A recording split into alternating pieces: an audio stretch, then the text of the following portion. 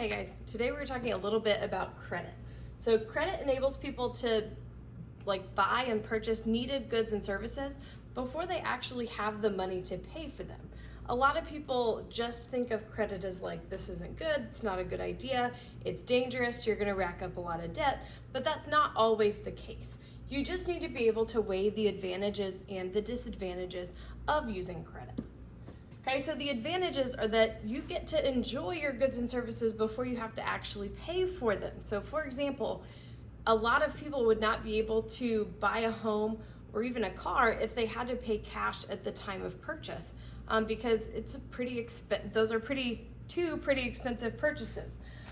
So I get to live in my house even though I don't really own it yet, because I don't own it fully until I have paid the bank back the entire amount that I owe. Same thing goes for my car. In emergencies, it lets you purchase needed goods and services. So for example, I got a flat tire over the summer, and that's not really something that you schedule into your plan. What's going to be a great idea? Let's get a flat tire next week. And that can be kind of a costly fix. So sometimes you might find yourself without the money to be able to fix that. However, with using credit to pay for that, you would be able to get that needed repair. You can't most of the time go without a car because you need transportation to and from work.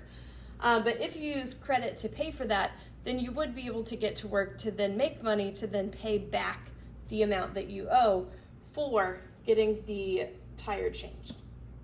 Okay, credit is also convenient. It makes it super easy to be able to make purchases and even sometimes pay bills when they are online. Okay, so it's just a lot easier than, if you wanted to order something from Amazon, you might have to take cash to the store to get an Amazon gift card to then go home and type in all of the information and then make your purchase. Whereas I am able, or anybody with a credit card is able to just make the purchase with their credit card from the comfort of their own home. Using credit can be safer than carrying large amounts of cash. So for example, a family on vacation may decide to use their credit card versus using cash, because if you are going to Disney World, for example, and you had $400 to spend that day, and somewhere between Splash Mountain and It's a Small World, you lost that $400, you can't call the bank and say, hey, can you cancel that cash and make sure that it gets put back in my account? Cool, thanks. But with a credit card, you could call your credit card company and you could say, hey, I am on vacation, I just lost my card, can you put a freeze on my account until I am able to find it, or cancel my card if you know that it's lost and gone forever. Now we need to talk about the disadvantages. So it does have the ability to encourage overspending. So credit is convenient, sometimes it's a little bit too convenient. Unplanned spending can easily occur if a person buys on impulse. So unlike a debit card where when you swipe your card, you can imagine that money is flying out of your account, a credit card works more like an IOU. So you swipe your card and then it adds that to the amount that you still owe. When you're not physically seeing it coming out of your account, it's a lot harder to visualize it, and it's a lot easier to ignore how much money you've been spending until you get that monthly statement back. Using credit costs money, so lenders charge people for the privilege of buying now and paying later because we have to pay interest on the amount that we owe. Okay, so the more time it takes you to repay whatever it is that you have taken out as a loan, the more you will have to pay extra in interest. Okay, credit reduces your future income. So when you're buying on credit, you're promising that you're going to be able to pay it back later in the future. But maybe you have racked up a pretty big credit card bill and then you lose your job and then you don't have the money that you thought you were going to have coming in to pay that back. So you might realize too late that your financial commitments exceed what you were able to pay back. Misusing credit can cause serious financial problems. So sometimes when payments are missed, a lender might repossess or take back your purchase that you made because again, it's not yours until you've paid that very last amount. So you would lose any money that you had already paid for that item. So that's called foreclosure. So when they foreclose or repossess whatever it is, like a house or a car or whatever, they then get to take that back and you don't get any credit for it. So even if you just have one payment left, you're just kind of out of luck.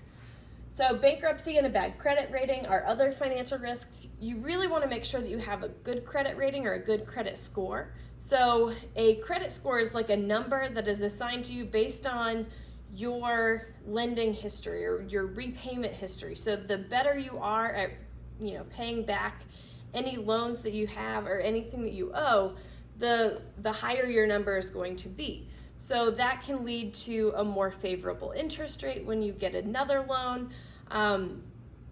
If you have a bad credit score, it could impact your ability to get a job in the future. So you really want to make sure that you're paying attention to that credit rating. Okay, credit cards are the most common way that people use credit. So not everybody owns their own car, not everybody owns their own house. Some people lease or rent. However, if you ask just about any adult, I bet most of them will have at least one credit card or more. So financial institutions and companies also offer credit cards. So for example, I have a Barclay credit card and I have a Target card. Okay, so the Target card is the store card, and then my Barclay card I can use for just about anything. The Target card I can only use at Target. A credit card has a credit limit or a maximum amount of money that you can borrow. So once you've hit that limit, you can't spend any more money. You're just done spending it. Okay, a minimum balance is due each month. So usually it's between 2 and 4% of the balance. If the balance is not paid in full, then you are going to be charged interest on whatever you have left. So never have I ever had to pay interest on a credit card. And I think that that's something to be proud of, something that you should try to work for, because when you're paying interest on a credit card, that means that you are like paying for the privilege of having that credit card, but it's also going to cost you a lot more in the long run. Okay, credit cards are considered revolving credit, which means that you can continuously borrow and repay money as long as you stay under your credit limit. So now we're going to kind of talk about how that revolving credit works. So let's say that the air in this jar is the credit available on your credit card. So as I make purchases, okay, I am, left with not as much credit available. But if I make a payment, I then free up a little bit more of that credit.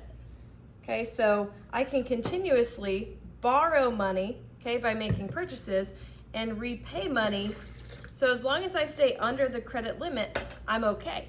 But remember, anything that is left in the jar, okay, after I've made my payment, I then get charged interest on. Okay, so it is definitely to your benefit to, if you can swing it, pay your balance in full every single month. So then you're not charged interest. Okay, when you have a credit card, you will receive a monthly billing statement. If you find an error, so if you notice a charge that you're like, I don't think I made that charge, you have to notify the creditor in writing within 60 days of the billing date. Okay, you don't have to pay the question or the amount that is in question, so whatever that one charge is. However, you are responsible for paying the rest of your bill on time. Okay, so you don't just get excused from paying your entire credit card bill just because you're disputing one charge of maybe $25. Okay, if your credit card is lost or stolen, report it to your creditor at once. So at the moment that you make the call, any charge made after that point is not your responsibility. However, if somebody, so let's say you lose your card and you don't realize it for a while. If somebody takes your card and starts making purchases, the law does limit your responsibility for purchases made without your consent to $50. So that's kind of nice. Like, it's annoying that you have to pay $50 for a purchase that you didn't make, but it could have been a $500 charge. So, $50 is better than $500. So once you've notified the creditor of the loss of your card, you aren't responsible for any charges held after that. Any charges made after that. Anyway, so as soon as you know that you've lost your card, call your credit card company immediately. Okay, when you take out a loan, use a credit card, it usually costs a lot more money than if you paid cash at the time of purchase because they're going to charge you interest. The cost of using a credit card can vary from one lender to another, so you do want to shop around and try to make sure that you're getting the best deal that you can. The Truth in Lending Act requires lenders to disclose the exact cost of using credit, including interest and other charges like annual fees. So, for example, on my credit card statement, I can see, you have a balance of this much money for the, month of August. And then right below that, it will say your minimum amount is this much. If you only pay the minimum balance and you don't make any other purchases on your account, it will take you X number of years or months to pay that off, and it will end up costing you in total this much money. So it's really hard to ignore the cost of using credit with that interest payment each and every time when you see it over that long of a time. Okay, lenders are also required to disclose the annual percentage rate, or APR, which is the annual cost of using a credit card. Okay, experts recommend keeping your expenses under 30% of your net income. Your net income is going to be the amount of money that you get to take home, and that is after they've taken out taxes and insurance and things like that. Okay, so buying on credit does add another fixed expense, because if you're making purchases, you are going to have to pay for those, so that becomes a fixed expense. If you do not have enough money to cover a credit card payment and other expenses, you can't afford to be buying on credit. It's not a good idea for you. Okay, that's all I have for you. Thanks.